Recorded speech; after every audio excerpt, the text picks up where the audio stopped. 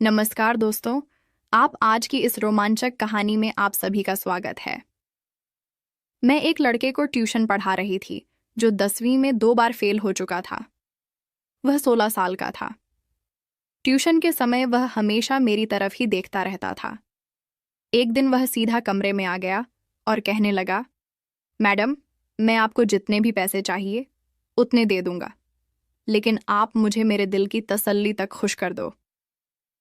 मैं प्रेम को छोटा समझकर उस पर हंस पड़ी। तब उसने बेड पर ही एक्स्ट्रा क्लास के खत्म होने तक पूरे जोश में मेरा नाम स्नेहा है।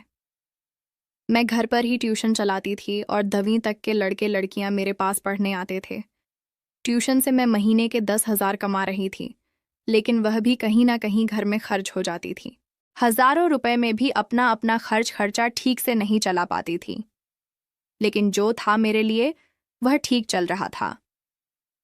एक दिन मेरी ट्यूशन में एक 55 साल का व्यक्ति अपने 14 साल के पोते को लेकर आया।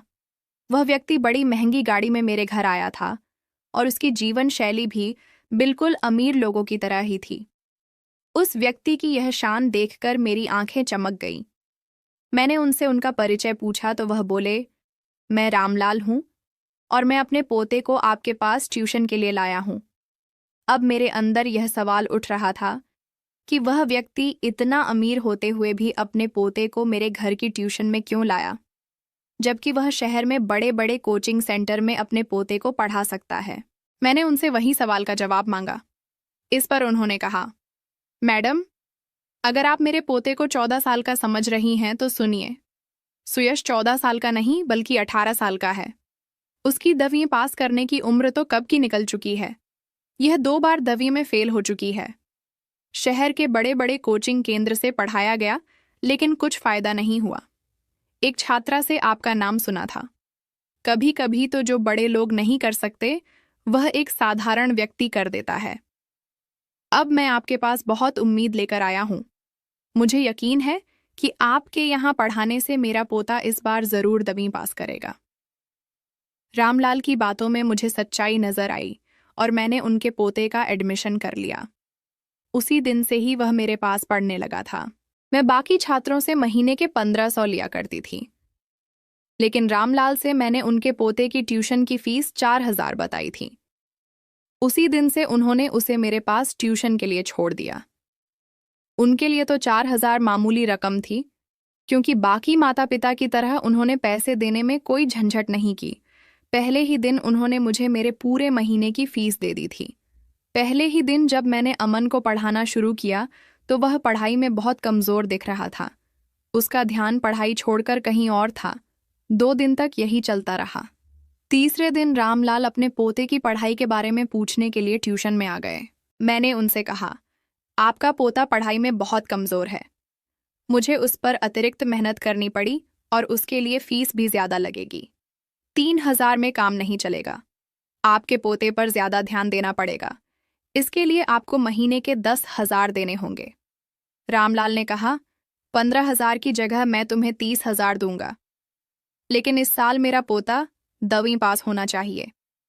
अब मैं अतिरिक्त पैसे ले रही थी, इसलिए मैंने अतिरिक्त क्लास के लिए भी यहाँ कर दिया।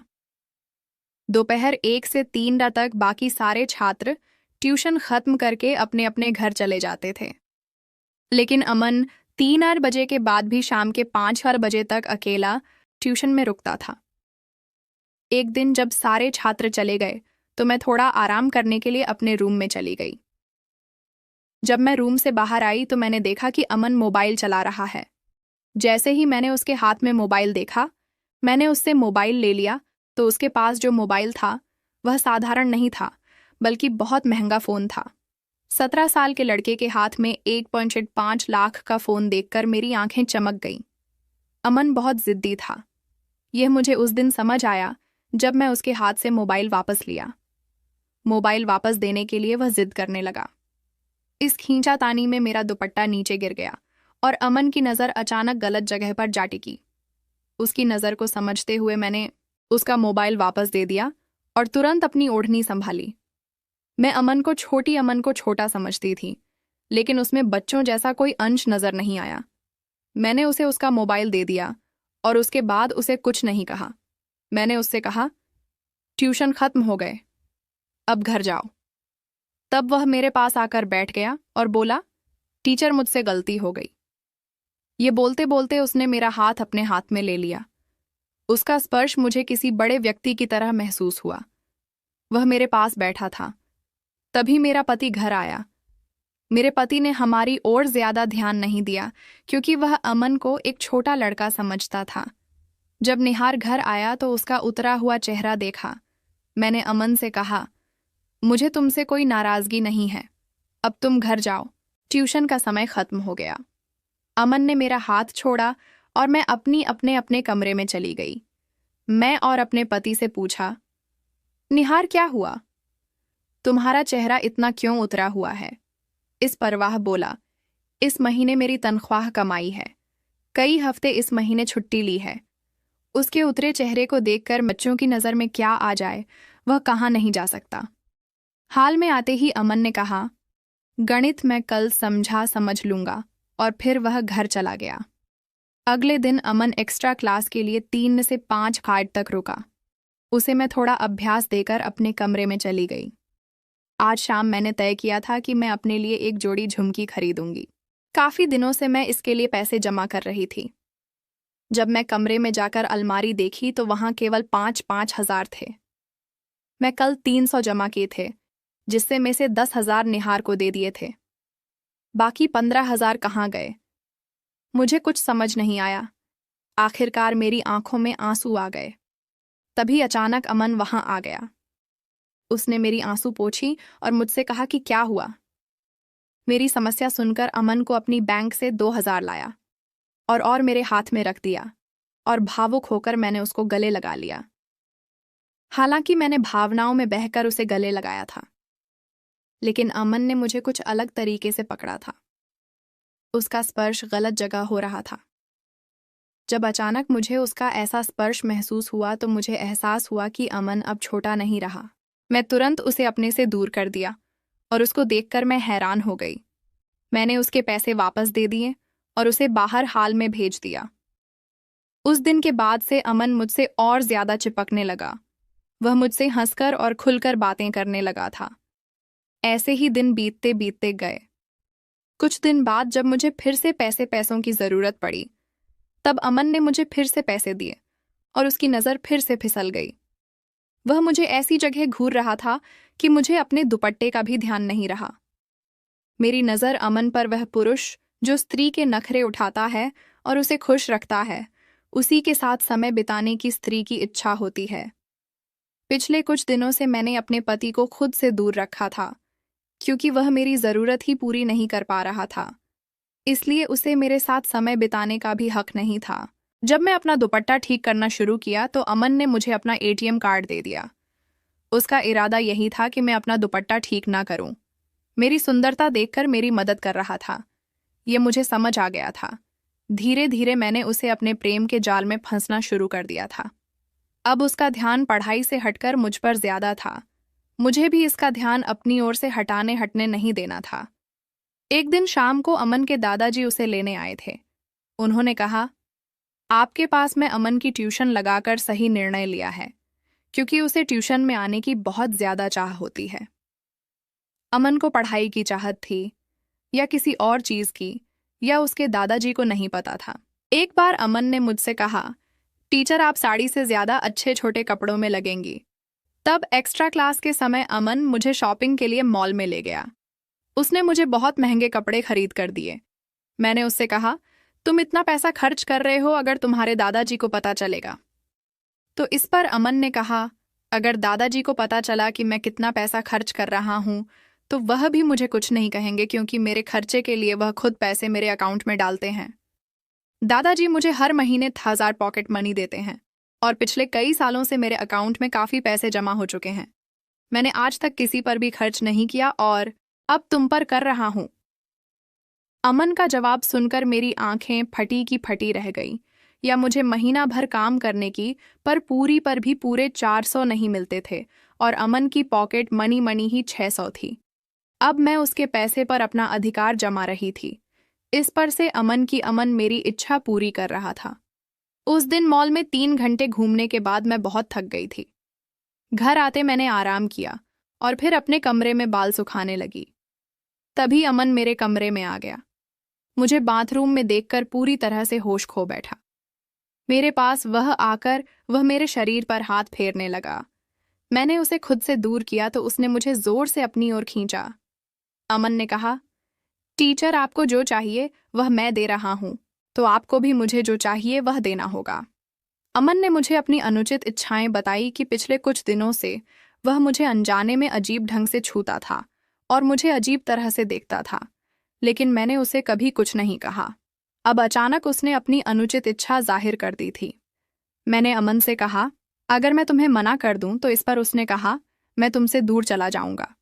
जब मुझे समझ आया कि अगर अमन मुझसे दूर जाएगा तो मुझे उससे मिलने वाली आर्थिक मदद और मेरा घर खर्च सब कुछ बंद हो जाएगा, तब मैं घबरा गई। मुझे पैसों की बहुत ज़रूरत थी। मेरे पति की 300 की सैलरी में भी कुछ पूरा नहीं हो पाता था। हमारे 14 साल के बेटे को भी हमने पढ़ाई के लिए उसकी मम्मी के मामी के पास छोड़ रखा था और उसकी पढ़ाई के पैसे भी हमें बीच बीच में भेजने पड़ते थे। यह सब सोच विचार करके मैं निहार को छोड़ दिया और अमन को वह सब कुछ देने के लिए तैयार हो गई जो वह चाहता था। मुझे लगा कि अमन को इन सब बातों की ज़्यादा जानकारी नहीं होगी और वह क्या ही कर लेगा, लेकिन जब वह मेरे पास आया तो उसने किसी अनुभवी व्यक्ति की तरह मेरे साथ समय बिताना शुरू किया। मैं अमन को छोटा बच्चा समझ रही थी, लेकिन वह बिल्कुल भी छोटा नहीं था।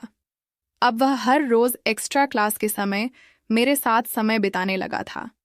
इसी तरह 2-3 दिन गुजर गए। एक दिन मैंने अमन के पास ऐसी ऐसी गोलियां देखी जो नहीं होनी चाहिए थीं।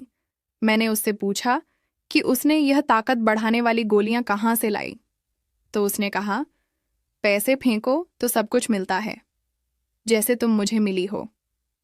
अमन के शब्द सुनने में अजीब लगे, लेकिन मुझे पैसों की ज़रूरत थी, इसलिए मैंने उसकी बातों पर ध्यान नहीं दिया। मेरे साथ समय बिताने से पहले घर छोड़ने जा रही थी। मेरी बेटी की हरकत सुनकर मुझे समझ नहीं आ रहा था कि मैं उसे किस मुंह से बोलूं, क्योंकि मैं खुद एक टीचर होने के बावजूद कुछ पैसों के लिए एक 17 साल के लड़के की अनुचित मांगे पूरी कर रही थी। उस दिन मुझे समझ आया कि अगर मैंने समय रहते अमन को यह सारी बातों के लिए मना कर दिया होता और उसे बिना वजह अपने प्रेम की जाल में न फंसाया होता, तो आज मेरे बेटे ने ऐसा कुछ नहीं किया होता। रागिनी ने जो किया वह मेरी ही गलती का परिणाम था। मुझे मेरी गलती का एहसास कराने के लिए ही शायद यह सब हुआ। उस दिन मैं अमन द्वारा दिए गए सारे गिफ्ट और पैसे मैंने उसे वापस कर दिया और उसे मेरे ट्यूशन में आने से सख्त मना कर दिया। अमन द्वारा ली जा रही दवाओं का बुरा असर दिखने लगा था, इसलिए उसने इस सब से बाहर निकलने का फैसला किया। उसको एहसास हो गया था कि उसने बहुत कम उम्र में बड़ी गलती की थी। उस दिन के बाद से उसने पढ़ाई पर ध्यान देना शुरू कर दिया और मैंने ट्यूशन पढ़ाना बंद कर दिया था, क्योंकि पिछले महीने मैंने जो कुछ भी किया था उसका मुझे बहुत पछतावा था। मैं उस बारे में अपने पति को कुछ नहीं कह सकती थी और ना ही मैं अपने 14 साल के बेटे से नजरें मिला सकती थी। रागिनी ने जो किया था वह गलत था, लेकिन मैं उसे किस मुंह से कहूं यह मुझे समझ नहीं आ रहा था।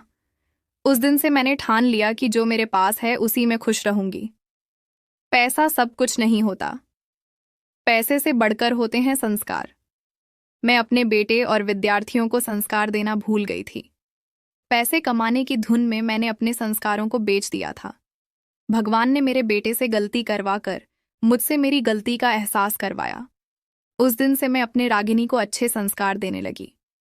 तो दोस्तों, ये थी हमारी आज की कहानी। अगर आपको पसंद आए तो लाइक,